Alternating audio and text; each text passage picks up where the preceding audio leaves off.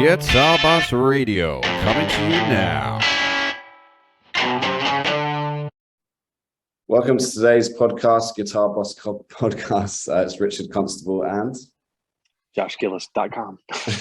Nice. Guitarboss.co. All in. Yeah, anyway. Today we're going to talk about our origin stories, our first 30 days as guitar teachers. So yeah, did you want me to go first, or are you happy to jump? Sure. I'll jump in there. I'm trying to think of the exact student's name. It's been like, wow. So I've been teaching for over 15 years, I guess. Like when I add it all together, it started off part-time, but I just distinctly remember one of my first students. We met at a Starbucks. I think I may have talked about that on here before, but because when you first start, so your first 30 days, like what should you do, right? And your first thing is just get a student. I don't care if it's your aunt, like whoever it is, just like teach somebody something, and then take a picture, take a video recording, do something to show that you're actually doing something and helping someone. Is to me the most important thing. And then as soon as you can, get that person to say something nice about you. You're like, oh, I had a great first lesson. Oh, screen capture that, put it on Google reviews, like whatever it is, like start building some credibility as quick as you can. So for me, my first 30 days was really just getting my name out there. You know, you don't have to have business cards or a nice website or whatever. You don't even have to have as long as you got a guitar, it's all basically all you need, right? And so I would just I would find myself trying to talk to. I realized that my niche was becoming more, or going to be, like students. Like that's who I would really enjoy, like helping and that kind of thing. And so, which means that students don't have the money their parents do to pay for these lessons and stuff. Yeah. So I'm like, oh, well, I need to start talking to like more parents. And hey, oh, you got a kid? Have they ever thought about playing guitar lessons? Oh, you know, I'm gonna start teaching this semester. If you're interested, just let me know. Here's my number. You know, I eventually made these little printable business cards for my little home computer, like a stack of 100. You know, you just kind of like tear them apart to make little squares and hand them to people, like nothing fancy. And anyway, just start getting your name out there and posting on, you know, thankfully social media stuff spreads pretty quick. Your friends and family, oh, do you know my nephew's teaching lessons, blah, blah, blah. Just start doing stuff like that. And before you know it, usually within a month or so, you'll have a lesson of some kind, you know. Yeah. And that's the biggest thing. It's just to sit down and have a lesson with someone and actually do something. You never, ever, ever, ever want to lie or destroy credibility. Don't say that you are something you're not. Like I tell people from the very beginning, like I am not a professional like guitar player. I can barely read music, right? But I tell them that I'm like, look, I am a beginner specialist. Like I focus on the fundamentals. I know the fundamentals super well. So I talk about what I do, what I am good at doing, and that is I am excellent at getting students interested and passionate about the instrument. Not all of them do, but several do. And say, look, I can at least get them excited about trying to practice and want to do something. And now I actually have, like, been doing this so many years, like I have results of, you know, my biggest accomplishment is me, not a kid finishing his theory book. It's a kid that decides to go to the local zoo and start busking to make a few bucks on his own.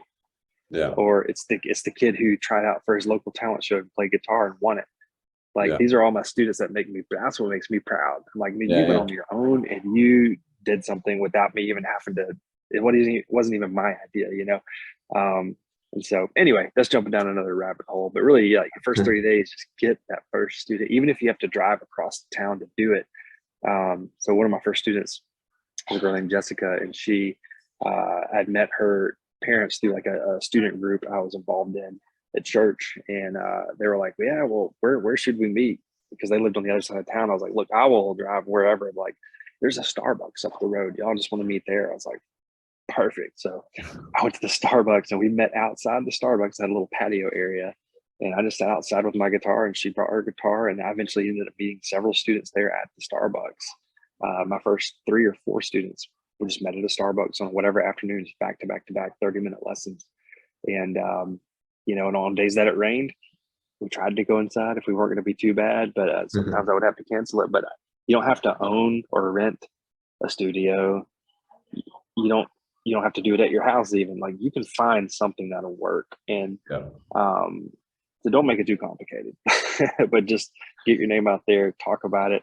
You know, the whole Grant Cardone 10X thing. Some people think it's a lot of fluff, but there's a lot of truth to it. You 10X anything output, then you'll increase your input. Like you'll get that back. And so just keep throwing it out there every day. Post something helpful. Talk to people, network, and you'll eventually get that one student. When you do, lock in, record everything. You know, with their permission. Hey, can we take a picture of our first lesson? This would be a cool memory. And would you mind if I just shared this to say, hey, this is what I do? Like, you know, that kind of thing. And I've never had a person be like, no, like don't use my face. And like, okay, well, if I don't get your face, can I just get you like your hands on the guitar or whatever it is, you know? Yeah. But just get it out there. So yeah, that's my input on that. Nice. Yeah, that's pretty epic. I mean, my kind of tactic was, I just got sacked from my job actually in insurance. And I was like, I'm at like a crossroads. I could just go to another insurance job. I had, you know, friends and family trying to help me out. And I knew people and I'd networked enough that I knew loads of people at different firms, and they were all saying, oh, you can apply for this and that. But I was like, if I'm ever going to do anything, I'm going to do it now. So I was like, well, what can I do the best? And that's probably guitar. So I just went on every single site that was, you know, just put my name everywhere.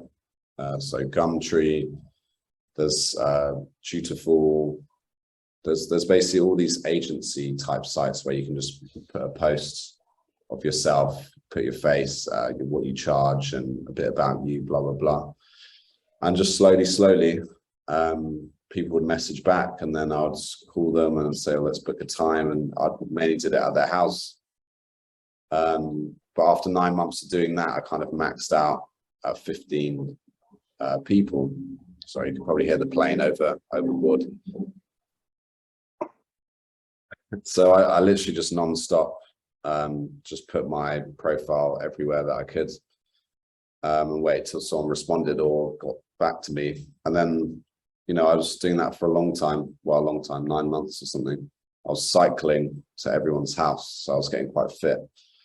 Sometimes I drove, depending on, you know, what time it was, but it'd be like a random lesson at 5 and then one at 7, and, you know, in different places. So I was just like flying around. And then after 9 months, because I had my face and I had some of my stuff on a website, Tutorful or something, a local school called me and said, we need a guitar teacher. So do you want to do it? So I said, yeah. So I did that for a whole year.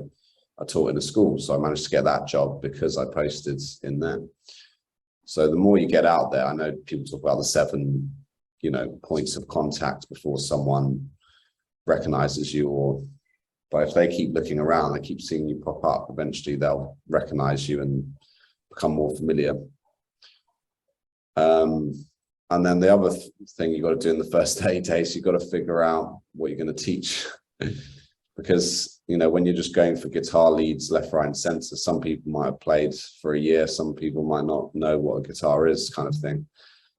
So you've got to be super on it. So yeah, just those last those special moments when you get your first student is quite amazing, and what it can lead to is amazing as well. I taught in a school for a bit and then got my own studio eventually. But yeah, just that first 30 days, just get yourself out there, keep practicing, keep coming up with little plans for people. And yeah, just do as much marketing for free as you can. If you don't have any money, if you've got some money, then maybe you could do some Facebook ads or something. But yeah, last anyway. little tip I'll add before I sign off too is like do as much as you can to remove barriers to entry. Like for me, it's offering a free first lesson because most of my students are like kid age. So I was going to show you, like, here's my little business card now. I used to not even have business cards. Now that's it. That's in my contact info. But on the back, I don't know if you can see this. Nice. It has a free guitar lesson, right?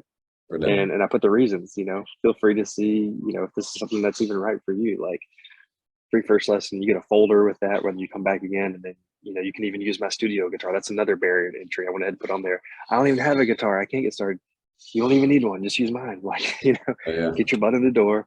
We'll do a free first lesson, and we'll have another discussion about whether you should charge for the first lesson or not. I've never done it, but some people do, and that's fine.